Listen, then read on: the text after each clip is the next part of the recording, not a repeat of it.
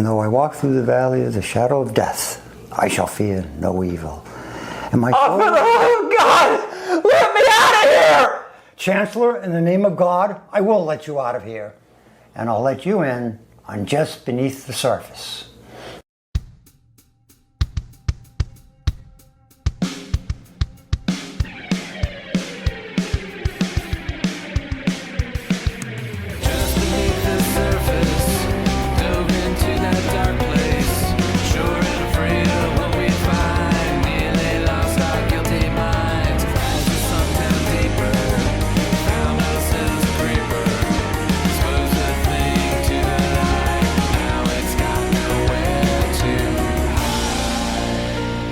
Hi, I'm Brian.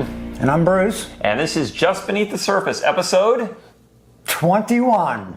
Took us Is all. that right? 21, you got it, yep. Boom! Bruce, quick reminder, Brian. what is Just Beneath the Surface? Just Beneath the Surface is a tribute to Rod Serling's Twilight Zone, 1959 to 1964 or so, the original, not the ones that came afterwards. Although they're, I guess, okay. But And as long as you guys keep watching this show, we'll keep making it. that's right. Now, we've been doing this show for... All four of you out there. Thank you to our friends in Singapore. Singapore, can we come visit and do a home show there? Now, longtime viewers here will know that sometimes we will focus on one specific episode. Sometimes we'll do a pointer count type episode. And other times we'll do kind of like a themed episode, like we did a thing on love last year where we talked about love. That was a good one. Was it a glove or a love potion? Love. Love. And that's what we're doing on this episode, 21. Some of you may or may not know, Burgess Meredith did not one, not two, but 4 episodes of The Twilight Zone. Tied with, I'm going to guess, the guy from Billy Mummy. No. Yes, not Billy Mummy, but who was in an episode with Billy Mummy. The guy from The Odd Couple. Yes, very good. What's his name? Klugman. Jack Klugman, yes. He was with Jonathan Winters in the pool game, but go ahead. So Burgess Meredith was so good in The Twilight Zone, in fact, that in 1983, when Hollywood made a big budget film, by the way, we did an episode on that, which I'll put a link to down here, which you can go back and revisit. Yes, watch it again and again. Rod Serling had passed away by then, so they asked Burgess Meredith to come in and do the narration. Correct. Obviously, he has got a long history with the franchise. Oh, yeah, and he's very good. All the characters he plays, we think, he just does them great. So we want to revisit those 4 episodes, and we kind of want to rank them. Now, this is just our personal opinions. We think they're all great, but some of them are better than others. Yes, and we're not going to say how much better or how much greater or anything like that, but we'll give it a shot. They can't all be number 1. They can't. Nobody can be number 1 except this podcast. Right. Right. So. But Brian, which episode are we going to talk about first? If we're going to rank them from least to best, or whatever it is. Yeah. Coming in at number 4, we've got Mr. Dingle the Strong from season 2. Bruce, what is this plot? The plot is Mr. Luther Dingle is a vacuum salesman, and the scene is in a bar room where they have none other than Don Rickles there playing a gambler, and they have a guy as a bookie, and they have the bartender, and Luther Dingle is a little frail, meek guy, and he's always getting picked on and all this. When all of a sudden, 2 aliens show up. And they're invisible. Right, they're invisible to everybody, but they big guys and all this. And one of them with the big heads and stuff, one of them was in The Thing from 1951. He played the reporter. He was a great guy. Now, obviously this episode was done as a comedy because the whole aliens, they look goofy, everyone involved, and there's a lot of slapstick in this episode. Right, a little when he turns them. But so the aliens go, hey, let's get Luther Dingle because he looks like not great intelligence. We're going to give him 300 times the intelligence of 300 times the physical strength of a normal man. And they do that. So what does Dingle do with that extra strength, the strength of 300 men? He, of course, becomes a show-off. A show-off? As so often happens in the Twilight Zone, absolute power breeds absolute ambition. Right. He doesn't use it for something great or good, or even to show off his talent or his strength by doing a charity show or doing something. Oh, yeah, that's right. He makes an X and chops the thing. And he goes to the park and picks up the lady on the thing, and then he picks up the statue, and the guy has him photographed. Yeah. He's in the newspapers, all this, but it's all sort of hedonistic thing, which to me, sort of the premise or whatever Serling and the writers are trying to say, which Serling did write this episode, is that you give something good to man, what does he do with it? He wastes it. Just He wastes it on away on frivolous things. I'm going to use it to my benefit to show how good. So the aliens go, well, this ain't working. Yeah, and I'll say one thing. When he's in the bar and he's lifting the bully up over his head, you can tell that it is not Burgess Meredith doing the spinning. It's so obvious. And you can also tell that it's not Don Rickles he's spinning. Exactly. Because he spins, because Don Rickles had punched him twice, which I got pissed off at. By the way, you mentioned the alien. I just want to go back to that real quick. The two goofy aliens. Yeah. One of them in that suit is an actor by the name of Michael Fox. And he is the reason why Michael J. Fox is known as Michael J. Fox, because of Screen Actors Guild rules. You can't have two actors by the same name. Really? Yes. So he was the guy on the left, because the guy on the right, I know from The Thing. Very good. From James Arness, was The Thing, 1951. And for those of you who don't know, Michael J. Fox's middle name is Andrew. So it's like the J is just made up for whatever reason. And I think Michael J. Fox lives in Western Mass. God bless him. I hope he gets through the... Yeah. So yeah, it's of the four, it's kind of the goofiest, and it's not one that I'm going to revisit that often. I don't know how often you like to revisit. No, well, if I have a list of ones I'm going to watch, that's not going to be at the top of the list. Let's put it that way. But it does have the moral of like man, kind of, How do you relate it to today? What issue from that can you relate to modern times? Well, just give man anything good. Which I was going to mention. There's another episode, Third from the Sun, where we have our main character, William Sturka. By Fritz Weaver, who we'll talk about Fritz Weaver later in another. But in that episode, he says just what happens to Dingle.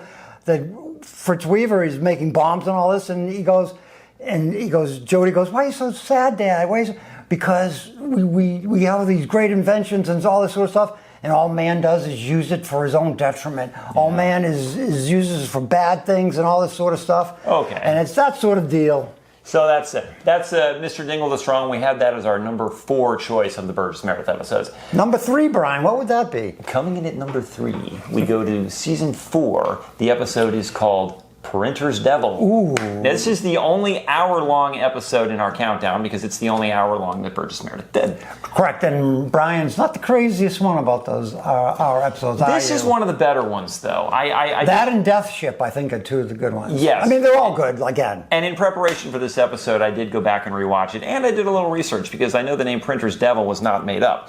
The term actually goes back to the 1600s, and it was used for somebody who was an apprentice in the printing trade or someone who was not the best printer. I don't think either one of those terms applies to Mr. Smith in this episode because which is Burgess Meredith. Burgess Meredith, the devil. He's the best, and he's by no means an apprentice. He's been doing this for thousands of years. My God, that's good. That's where the term comes from. That's amazing. Well, if you know that much, tell me what was the printing press called? I should remember that, but I don't. It was called a linotype. Linotype. A linotype that the devil, and you want to give the basis of this one since I gave the last one? Sure. The plot of this is Burgess Meredith plays a character who may or may not be the devil. I think that's open for interpretation. Yeah, I don't think so, because at the end, in the closing narration, Serling basically says Lucifer, the devil, has left the place. So and then he goes, Mr. Smith, the devil. So. We'll revisit that. It starts with, I'm forgetting the character's name, but he owns the Chronicle, which is the town paper. It's been in business for years. Oh, yeah, his name, right? A good guy. All right, I'll put it right down here. But so he's owned the paper, and recently a bigger paper came in, kind of like your USA Today type. It's got a national chain, and it's running this little courier out of business. Right. To the point where there's just 3 employees left. And here's something that's confusing. You've got the main guy, you've got the girl, and the guy who quits. It took me a while to figure out that the guy and the girl were dating. It's very ambiguous. And they leave it that way. It's like a half hour in, and all of a sudden they're kissing. Listen, I'm like, wait a minute, these two are a couple? I just thought she was a secretary. In romantic comedies, that's how it always is until like the very end. These two people are like close, but they're not too close. They're almost going to kiss. So it was that sort of way. But the courier's being run out of business, and our hero decides to commit suicide. He goes to the bridge, and he's drinking alcohol, and he's about to throw it over. Bruce on a Friday night. I've been there, and that's one of the reasons I like this episode, because the thing before he goes, fill a man with liquor, desperation, and see what happens to him. And what happens to him?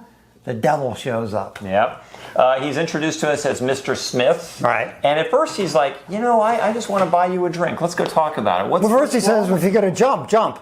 Yeah, but that's not the best way to do it because you could just end up with a cold. You don't want that to happen. You just want to kill yourself and be done with it. Right, drink yourself to death. Yes, be efficient about it. But they end up at a bar, and we find out that our hero's credit is no good there because she's like, no, you can't have a free drink. But Mr. Smith has wads of money. Wads of money. We don't know where it come from. We don't know why.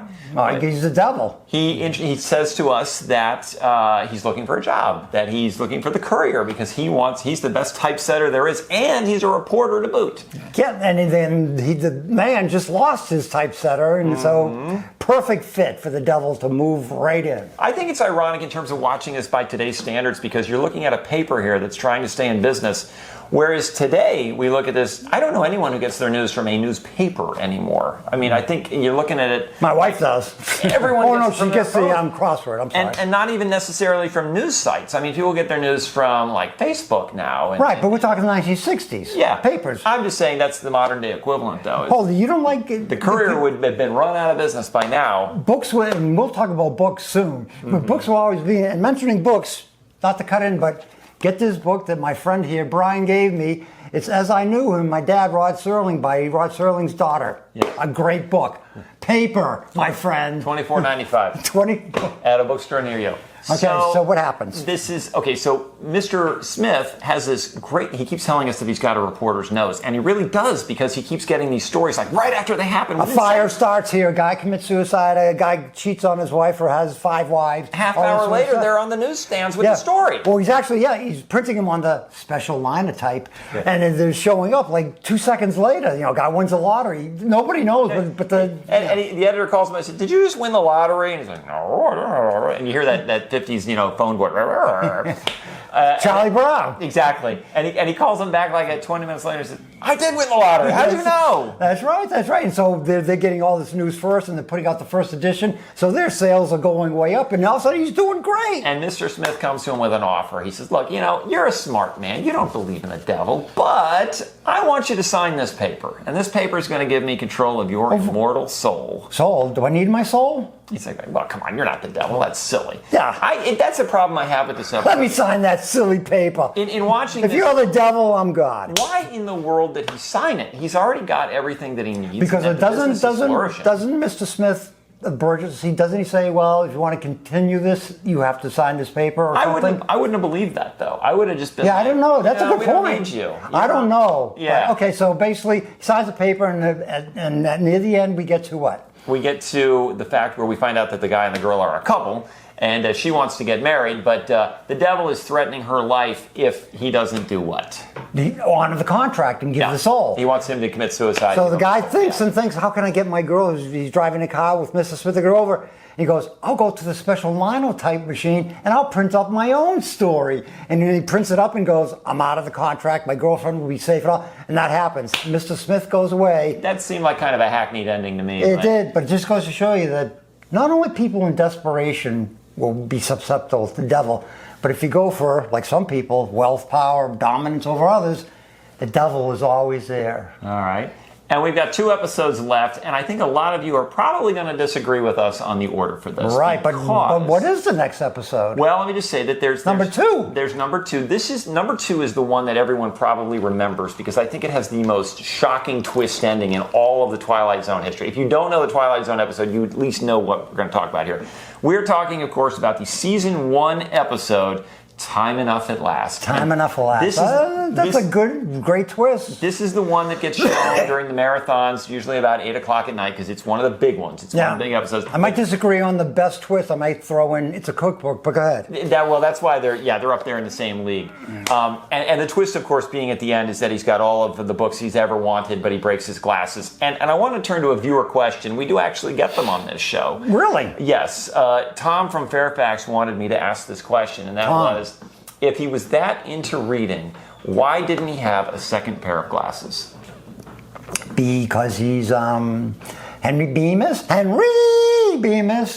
he doesn't need another set. I mean, and if you saw his glasses, they're Coke glasses. Yeah. So who knows, back then, maybe Coke glasses cost a ton of money. So for the 2 people who've never seen this episode, Bruce, what is the plot?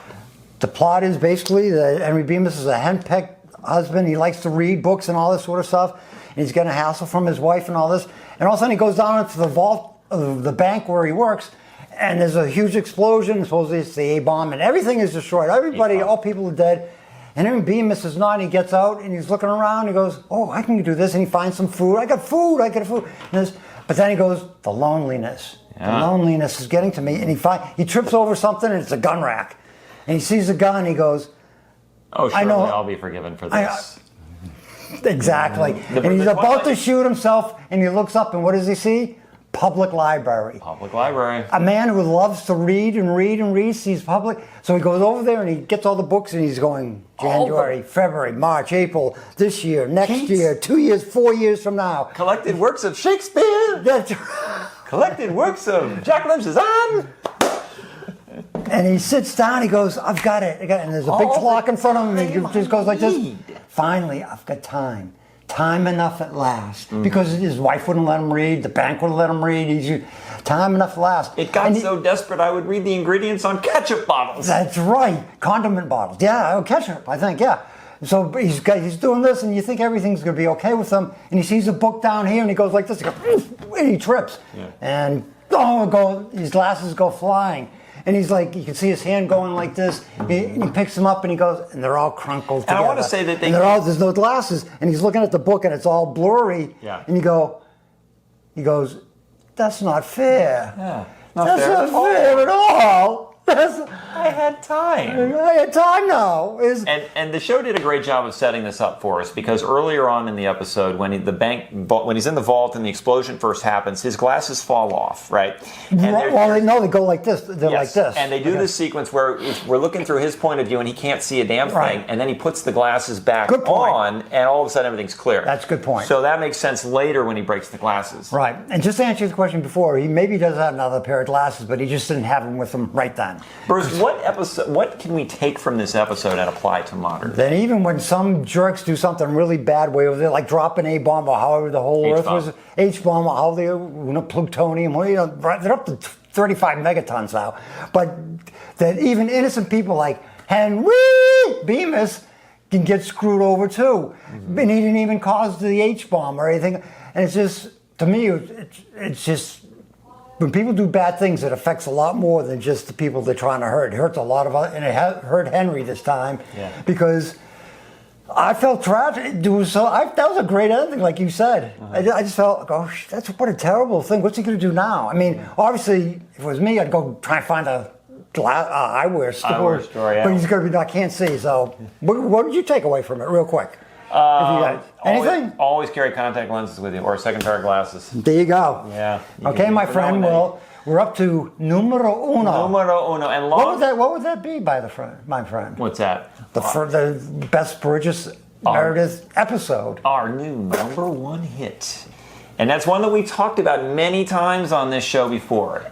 It's the one in which Burgess Meredith plays the eternal character of Romney Wordsworth. We're talking, of course, about season 3's The Obsolete Man. Obsolete. Now, Bruce, what's a quick rundown of this episode? We're living in a state that controls everything you do. What you think, what you believe, what you read, what you can't read, because they've got rid of books. Mm-hmm. They've got rid of who? The state has proven there's no God. And he comes back and says, you can't erase God with an edict. But and Romney Wordsworth comes in, and the chancellor's way up there, Fritz Weaver, who we mentioned before. It's a courtroom setting, obviously, and the deck is stacked against Romney Wordsworth. Right. He's a little tiny cog down here against this colossal set with the chancellor in a godlike position. With all the judges on the side and stuff. Yes. He goes, step into the light. What's your profession? A librarian. Speak up, I didn't hear that. A librarian. Has this man been, he talks to his assistant, Fritz Weaver does. The chancellor talks to his, has this man been given his rights? Does he know what he's talking about? Because he just said he's a librarian. Mr. Wordsworth mean a librarian who takes care of books? Well, since the state has no use for books and there are no more books, just like we proved that there was no God, there would be no need for a minister. So there's no need for a librarian. Therefore, you are obsolete. And you must be liquidated. Within 48 hours. Mm-hmm. So, of course, we talked about this episode before, obviously, and we end up in the bottom line is that Romney Wordsworth must be eliminated. He must be killed. The state has no more use for him. And I like the fact that Burgess, the character, you can see him plotting even at that point in the courtroom that he's going to say, "I want to die this way. I want to die with my own assassin in my room by myself, where nobody else can know how I'm going to die." Why do we think this episode is better than Time Enough at Last? Well, so sort of what I just said, that I think even though I know I'm going to die, I'm taking some of the bad guys with me, and I'm going to sacrifice my life, although it's going to be gone anyway. And he's already plotting when he's found out he's going to be killed because he's obsolete. He's going, I want to do it in my own room, nobody else can know. And he's plotting to get the chancellor there or to get somebody there to try and help maybe other people who are obsolete. But Time Enough to Last is good, but Time Enough to Last is everybody's dead already. Yeah. So it's just wrong. It's just Henry that is affected. This guy, I think, in this one. Okay, the Obsolete Man is a great reminder about the dangers of a totalitarian society and allowing the state to control everything you do and say. It's also a great story of revenge, which we really like to see because he's obviously going to go. And he's gonna make a mark before he leaves because he's got the whole thing being televised. Which, if you saw the beginning of our show, that's what we were recreating in that. Look at the camera, Mr. Wordsworth. Look at the camera. Don't cheat the audience. Don't cheat your audience. And eventually, so he gets the chancellor to come to his room where it's going to happen, and he's told the chancellor, "What have you chosen for your way of dying?" He goes, "Well, I have a bomb in this room." And he goes, "Okay, that's good." Yeah. And they talk back and forth about it. And he goes and get his Bible, which we did at the beginning, and he's reading it. And so it's getting near the end. And the reason it's significant that the chancellor says, "In the name of God, let me out," is because all during the episode the chancellor had said, "There's no God, we've proven it." There's no God. But we're gonna also, when he thinks he's going to die, he reaches out to God. Right, and he's also saying that, the state is more powerful than the obsolete people. And Wordsworth is like, well, they're not going to come get you out of this soup. No. They're not going to have the high council to save you from a librarian. The state, the powerful state, has to come save one of the. They're not going to do it. So eventually, what happens is Wordsworth, as a man of God, he does let the chancellor. When the chancellor goes, "I name a God," and what I take from this is just that. And Serling said the same thing. He didn't, which I like since I don't want to get in politics, but I'm an independent, that he didn't like the fact that you have to be on the left or you have to be on the right. He said, you're kind of forced into one of those two. There's no middle ground. And that's what he says. He said it to the New York Times, to someone, where he says, in this episode, he wanted to point that dilemma out as a problem in the United States. And it's done very well. But in his closing narration, he says, "Any state, anyone who denies, anyone who puts a boot print on the book of history, that state is obsolete." Right, and that's the truth. And even the opening narration, that one of the best things. It's the future. But what's the line I like? He goes, "The state has one ironclad rule: logic is a menace. Logic is a menace, and truth is an enemy." Right. Yes. That's a great line, because to relate it to current times, the science is settled. I think it happens that both sides use, not truth or something, but that's why we think it's number one. Because I thought it trying to save other people and taking another guy with him, and like you said, revenge in a way. And I want to get at people who are, So Burgess Meredith obviously had a great influence on the Twilight Zone. That's why we wanted to revisit this. And, and he's a great actor too, the Penguin. That's, I think, what he's probably most famous for. And there's a little bit of the Penguin in The Printer's Devil. I was watching the other. You kind of see the origins of that, I think. He has a crooked cigar. Did he have a crooked cigar as a Penguin? He did. No, it was one of those long ones which you put. Right. But I never put those two together. I can see it now. He was the Penguin. Yes. That and Mickey in the Rocky movies, I think, are probably his two biggest roles. But I'm telling you, the Rockies, when he goes up to Rocky's room and he's trying to be his manager, when he finds out, and he goes, I used to fight guys with nails in their things who was punch me. And Rocky's, "Get away from me!" How come I don't have a locker? Where's my locker? Yeah, exactly. Yeah. And Burgess Meredith goes out really sad. And there's a great part of that Rocky movie when Rocky Stone comes down and he runs into the alley and he puts his arm around him. And you can see they're going to be friends, and he's going to let Burgess Meredith be his coach. That's one of the best scenes in that movie. That's a great movie. But Burgess Meredith, God bless himself. God bless you, Burgess. So not only did he play the devil in a Twilight... Devil is pops up a lot in the Twilight Zone yeah. because you also had Julie Newmar, another Batman villain. She played the devil in a season 4 episode. Yes, Sissy and of late, I think, of Cliffordville. Right. And Sebastian Cabot played the devil in that episode. What was the name of that one? Where the guy ends up in the other place. Yeah, he thinks he's gone to heaven, but he's a crook. He's done bad all his life, and everything he wants, he gets, whether it's money or dames or food, and he finds out that it's boring now when I get everything. I need some chance. I need some. I have to not win sometimes, which I think is a good thing there. And there's one other episode plays the devil in the hour-long episode. Oh, that was Julie Newmar. Yes. What's the other one? Cliffordville. Okay. But anyway, I think we've covered enough ground with Burgess Meredith. A great actor. Great. Fantastic actor. A lot of. That's why he kept getting invited back every year for the Twilight Zone. Get the book. Don't forget the book. So we're going to wrap this up. Until the next episode, I am Brian. And I am Bruce. And we are just beneath the surface. See ya. See ya.